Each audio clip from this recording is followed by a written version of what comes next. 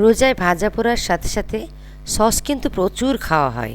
রোজা ছাড়াও কিন্তু আমরা বিভিন্ন আইটেমের সাথেই সসটা ব্যবহার করে থাকি, আর সেজন্য আমি আজকে আপনাদেরকে সস বানানো দেখাবো।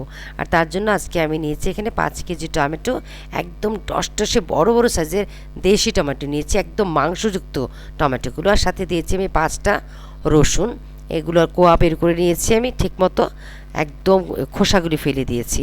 এরপর দিয়ে দিয়েছি কতগুলো আমের শলি, শুকনো আম আর কি কেটে যে রোদ্রে সংরক্ষণ করে রাখে, ঠিক সেই আমের শলিগুলি একটু টক হওয়ার জন্য। তারপর দিয়ে দিলাম প্রেসার কুকারে, একদম ভালো মতো এটাকে একদম সিদ্ধ করে নিব। দেখতে পাচ্ছেন আমার সিদ্ধ হওয়ার পরে আমার টমেটোগুলো একদম নিচে নেমে গিয়েছে, অর্ধেক হয়ে গিয়েছে। আর দিয়ে দিয়েছিলাম 2টো দারচিনিও। হ্যাঁ, এগুলো ভালো মতো ব্লেন্ড হওয়া মানে সিদ্ধ হওয়ার পরে এটা আমি ব্লেন্ডার মেশিনে ব্লেন্ড করে নেব খুব ভালো মতো।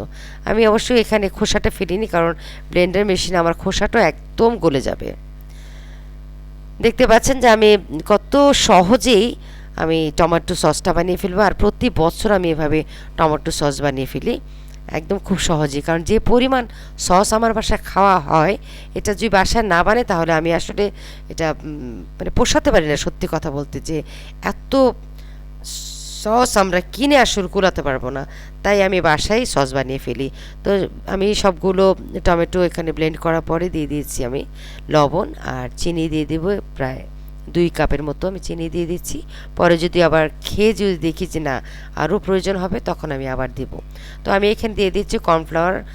এখানে আমি কর্নফ্লাওয়ার দিয়েছি প্রায় 4 টেবিল চামচ কর্নফ্লাওয়ার দিয়েছি। এটা আমি 1 কাপ পরিমাণ ভিনেগার দিয়ে ভালো মতো গুলিয়ে এটা আমি সসের সাথে দিয়ে দেব। এই কর্নফ্লাওয়ারটা দেওয়ার কারণ হলো আমরা যে দেখি সসের মধ্যে একটা চকচকে ভাব থাকে, হ্যাঁ, সুন্দর একটা গ্লেজি একটা ভাব চলে আসে, সেটা আমার কর্নফ্লাওয়ারের জন্যই হয়ে থাকে। তো এই জন্য আমাদের অবশ্যই কর্নফ্লাওয়ারটা ব্যবহার করতে হবে চকচকে ভাবটা আনার জন্য। দিয়ে দিয়েছি 2 টেবিল চামচের মতো, 2 টেবিল চামচ না, 2.5 টেবিল চামচ শুকনো মরিচের গুঁড়ো দিয়েছি। 2 চা চামচ আমি চিলি ফ্লেক্স। চিলি ফ্লেক্সটা আপনার ইচ্ছা করলে স্কিপ করতে পারেন, তবে আমি দিয়েছি চিলি ফ্লেক্সগুলো। যখন আমি সসটা খাবো তখন চিলি ফ্লেক্সটা মুখে যখন কামড় পড়ে খুব ভালো লাগে। আর 1/2 চা চামচ আমি দিয়েছি ফুড কালার। এই ফুড কালার দেওয়ার কারণে কিন্তু সসের কালারটা একদম লাল টুকটুকে হয়ে যায়। হ্যাঁ, আপনাদের যারা মনে হয় যে না ফুড কালারটা ইউজ করবেন না, তাহলে আপনারা না ইউজ করলেও পারেন, কিন্তু কালারটা অবশ্যই সুন্দর হবে। আর আমি আরও 1/2 কাপের মতো চিনি দিয়ে দিয়েছি।